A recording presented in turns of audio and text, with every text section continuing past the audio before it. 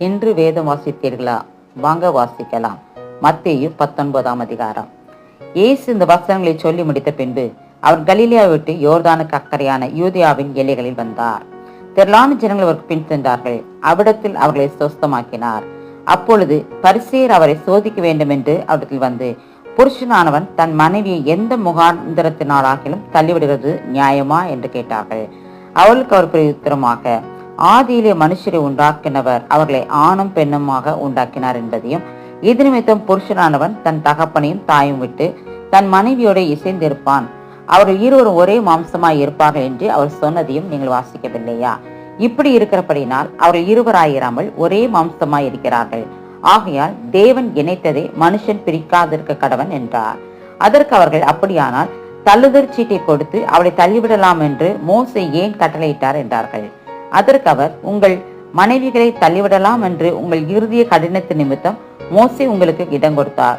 ஆதி முதலாய் அப்படி இருக்கவில்லை. ஆதலால் எவனாகிலும் தன் மனைவி வேசித்தனம் செய்த நிமித்தமே அன்றி அவளை தள்ளிவிட்டு வேறொருத்தி விவாகம் பண்ணினால் அவன் விபச்சாரம் செய்கிறவனாய் இருப்பான். தள்ளிவிடப்பட்டவளை விவாகம் பண்ணுகிறவனும் விபச்சாரம் செய்கிறவனாய் இருப்பான் என்று உங்களுக்கு சொல்கிறேன் என்றார். அவருடைய சீஷர்கள் அவரை நோக்கி, மனைவி பற்றி புருஷனுடைய காரியம் எப்படி இருந்தால் விவாகம் பண்ணுகிறது நல்லதல்ல என்றார்கள். அதற்கு அவர், வரம் பெற்றவர்களை தவிர மற்றவர்கள் இந்த வசனத்தை ஏற்றுக்கொள்ள மாட்டார்கள். தாயின் வயிற்றிலிருந்து அன்னகர்களாய் பிறந்தவர்களும் உண்டு, மனுஷர்களால் அன்னகளாக்கப்பட்டவர்களும் உண்டு, பரலோக ராஜ்யத்தின் நிமித்தம் தங்களை அன்னகர்களாக்கிக் கொண்டவர்களும் உண்டு. இதை ஏற்றுக்கொள்ள வல்லவன் ஏற்றுக்கொள்ள கடவன் என்றார். அப்பொழுது சிறு பிள்ளைகளின் மேல் அவர் கைகளை வைத்து ஜெபம் பண்ணும்படிக்கு அவர்களை அவரிடத்தில் கொண்டு வந்தார்கள். கொண்டு வந்தவர்களை சீஷர்கள் அதட்டினார்கள். இயேசுவோ, சிறு பிள்ளைகள் என்னிடத்தில் வருகிறதுக்கு இடம் கொடுங்கள், அவர்களை தடை பண்ணாதிருங்கள், பரலோக ராஜ்யம் அப்படிப்பட்டவர்களுடையது என்று சொல்லி அவர்கள் மேல் கைகளை வைத்து பின்பு அவரை விட்டு புறப்பட்டு போனார். அப்பொழுது ஒருவன் வந்து அவரை நோக்கி, நல்ல போதகரே, நித்திய ஜீவனை அடைவதற்கு நான் எந்த நன்மையை செய்ய வேண்டும் என்று கேட்டான். அதற்கு அவர், நீ என்னை நல்லவன் என்று சொல்வானேன்? தேவன் ஒருவர் தவிர நல்லவன் ஒருவனும் இல்லையே. நீ ஜீவனில் பிரவேசிக்க விரும்பினால் கற்பனைகளை கைக்கொள் என்றார். அவன் அவரை நோக்கி, எவைகளை என்று கேட்டான். அதற்கு இயேசு, கொலை செய்யாதிருப்பாயாக, விபச்சாரம் செய்யாதிருப்பாயாக, களவு செய்யாதிருப்பாயாக, பொய் சாட்சி சொல்லாதிருப்பாயாக, உன் தகப்பனையும் உன் தாயையும் கனம் பண்ணுவாயாக, உன்னிடத்தில் நீ அன்பு கூறுவது போல பெருனிடத்திலும் அன்பு கூறுவாயாக என்பவைகளையே என்றார். அந்த வாலிபன் அவரை நோக்கி, இவைகளையெல்லாம் என் சிறுவயது முதல் கை கொண்டிருக்கிறேன், இன்னும் என்னிடத்தில் குறைவு என்ன என்றான்.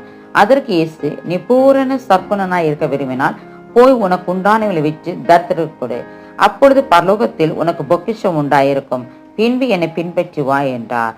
அந்த வாலிபன் மிகுந்த ஆஸ்தியுள்ளவனாய் இருந்தபடியால் இந்த வார்த்தையை கேட்ட பொழுது துக்கம் அடைந்தவனாய் போய்விட்டான். அப்பொழுது இயேசு தம்முடைய சீஷர்களை நோக்கி, ஐஸ்வர்யவான் பரலோக ராஜ்யத்தில் பிரவேசிப்பது அரிதென்று மெய்யாகவே உங்களுக்கு சொல்கிறேன். மேலும் ஐஸ்வர்யவான் தேவனுடைய ராஜ்யத்தில் பிரவேசிப்பதை பார்க்கிலும் ஒட்டகமானது ஊசியின் காதிலே நுழைவது எளிதாய் இருக்கும் என்று உங்களுக்கு சொல்கிறேன் என்றார்.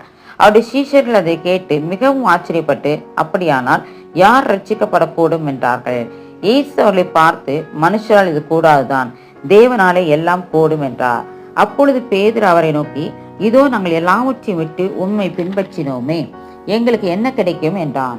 அதற்கு இயேசு, மறு ஜென்ம காலத்திலே மனுஷகுமாரன் தம்முடைய மகிமையுள்ள சிங்காசனத்தில் வீற்றிருக்கும் போது என்னை பின்பற்றின நீங்களும் இஸ்ரவேலின் 12 கோத்திரங்களையும் நியாயத்திருக்கிறவர்களாக 12 சிங்காசனங்களில் வீற்றிருப்பீர்கள் என்று மெய்யாகவே உங்களுக்கு சொல்கிறேன். என் நாமத்து நிமித்தம் வீட்டையாவது, சகோதரியாவது, சகோதரிகளையாவது, தகப்பனையாவது, தாயையாவது, மனைவியாவது, பிள்ளைகளையாவது, நிலங்களையாவது விட்டவன் எவனோ அவன் 100 தனியாய் அடைந்து நித்திய ஜீவனையும் சுதந்திரத்துக் கொள்ளுவான். ஆகிலும் முந்தினோர் அநேகர் பிந்தினோராயும், பிந்தினோர் அநேகர் முந்தினோராயும் இருப்பார்கள் என்றார்.